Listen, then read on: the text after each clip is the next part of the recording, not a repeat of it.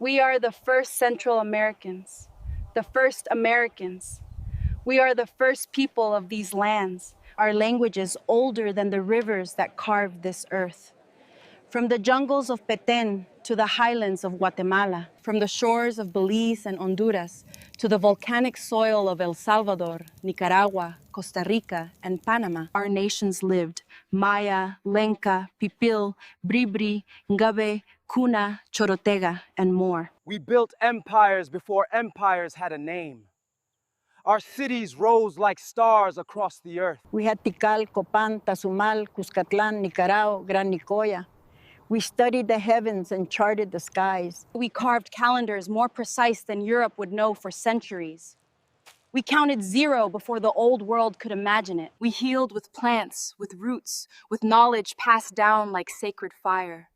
We built pyramids that touched the sky. Europeans and people around the world still come to us for us to reveal our secrets, our forbidden knowledge. Then came the ships, strange sails on the horizon, men who carried steel and disease. They called it discovery. We call it invasion. They called it conquest. We call it genocide. They called us savages and cruel, but we forged the arts. We wrote the codices and built great empires. I am the root. I'm the arrow that cuts through their lies, and they dehumanize us by calling us cannibals. They said we sacrificed people to justify their bloody conquest. But what is conquest but a genocide? They murdered and pillaged, as they still do until this very day. Yet they called us savages. I am Guatemala, the land of the Maya and many indigenous people. Pedro de Alvarado came with fire and sword to Guatemala, his horses trampling the Quiche and Cachico, burning our kings alive. Forcing our children into slavery. Gil González Dávila marched into Nicaragua, enslaving the Chorotega and Nicarao. While Francisco Hernández de Córdoba carved conquest into Nicaragua. Diego de Nicuesa and Vasco Núñez de Balboa stormed Panama, breaking the backs of the Ngebe and the Kuna. Thousands perished, and millions more followed in the decades later, sending thousands in chains to Panama. Cristobal de Olir spilled blood in Honduras, but we did not fall in silence. The Lenca warrior Lempira stood tall on the mountains, rallying thousands until Spanish bullets took his life. The Pipil of El Salvador rose in rebellion, fighting against Alvarado's cruelty. Their resistance burned into memory. The Quiche refused submission. Atanasio Tzul crowned himself king centuries later to remind us the struggle never died. The blood of millions darkened these lands. Maya kings were chained. Lenca warriors cut down. The Nahua of El Salvador hunted like animals, languages silenced, temples burned, offspring stolen from the arms of their mothers. They told us we were gone.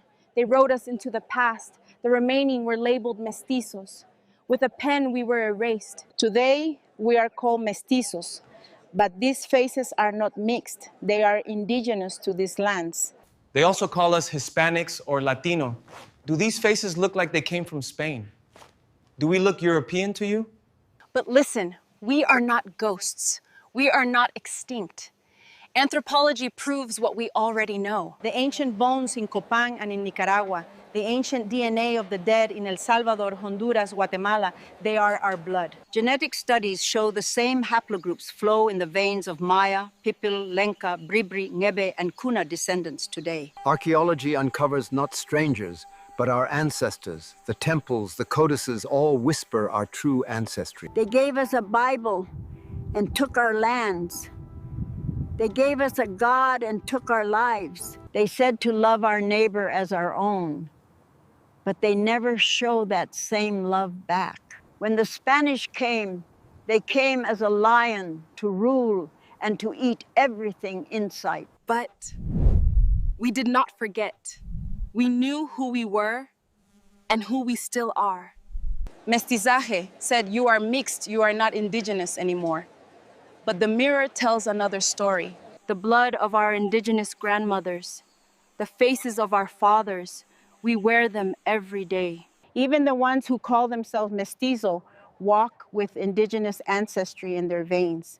You see them every day. We are the majority, not the minority. They tried to erase us with lies, but our blood and faces never lies. Colonization took and displaced us. But we are the true Americans. Colonization relabeled us and erased us, but we are still here. We toil under Spanish chains to then serve Anglo masters, but we are the sons and daughters of empires beyond the dreams of the colonists. Many of us flee north into the United States to be treated like foreigners in our ancient lands. The borders were placed there to divide us from our indigenous brothers in the north, and we are the same bloodline. They say we are illegal aliens, but my presence is resistance. This is survival.